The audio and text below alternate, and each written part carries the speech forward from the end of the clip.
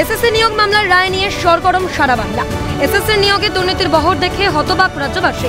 রাজ্যের দুর্নীতির দায় আজ আদালতের নির্দেশে বাতিল 2016 সম্পূর্ণ প্যানেল। 25,753 জনের চাকরি, ভবিষ্যৎ আজ অন্ধকারে। তাই এসএসসি নিয়োগে দুর্নীতি তো স্পষ্ট। আদালত রায় জানিয়েছে 17 রকম ভাবে আইন ভঙ্গ হয়েছে। জানেন কি এই দুর্নীতির ক্ষেত্রে কোন 17 পন্থা অবলম্বন করা হয়েছিল? 1. ওয়েমার শিট মূল্যায়নের জন্য সম্পূর্ণ আইন বহির্ভূতভাবে এসএসসি বরাত দিয়েছিল নাইসা নামের এক কোম্পানিকে। এমন পদক্ষেপ সংবিধানের 14 এবং 16 নম্বর অনুচ্ছেদ লঙ্ঘন করে। 2. এসএসসি নাইসাকে বরাত দেওয়ার পর সেই কাজ নাইসা আবার তুলে দেয় অন্য এক কোম্পানির হাতে। 3.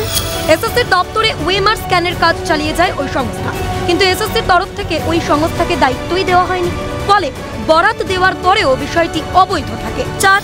বিস্ফোরক উত্তরপত্রের আসল কপি নষ্ট করে দেয় এসএসসি, তবে তা হলেও এসএসসির সার্ভারে উত্তরপত্রের মিরর ইমেজ থাকার কথা। 5. যদিও সিবিআই এসএসসির সার্ভার থেকে কোনো মিরর ইমেজ খুঁজে পায়নি। 6.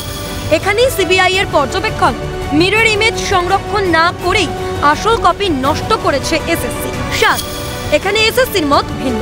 এসএসসি তথ্য জানার অধিকার আইনে 2018 থেকে 2023 সাল পর্যন্ত আবেদনকারীদের স্ক্যান উত্তরপত্র দেখায়, জানায় ওগুলো দেওয়া তাদের ডেটাবেস থেকেই। আর প্যানেলে নাম নেই, নিয়োগ করা হয়েছে এমন ব্যক্তিদের। 9.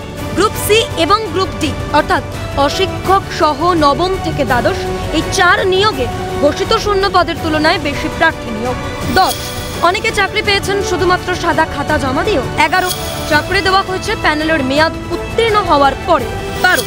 মেয়াদ উত্তীর্ণ হওয়ার পরেও চালিয়ে নিয়ে যাওয়া হয়েছে কাউন্সেলিং। 13. প্রার্থীদের নম্বর অপ্রকাশিত মেধা তালিকায়। 14. কম নম্বর থাকলেও দেওয়া হয়েছে চাকরি। 15. বেআইনি নিয়োগের সংখ্যা কত? অস্পষ্ট অবস্থানে এসএসসি, মধ্যশিক্ষা পর্ষদ এবং রাজ্য। 16.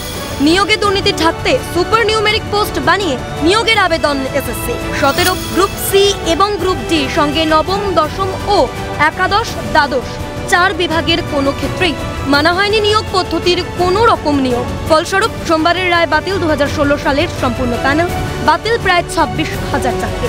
এই ছককষা দুর্নীতির দায় নেবে কে? সবচেয়ে বড় মাথা বেরোবে কবে? এখন সেই অপেক্ষাতেই রাজ্যবাসী। ক্যালকাটা নিউজ।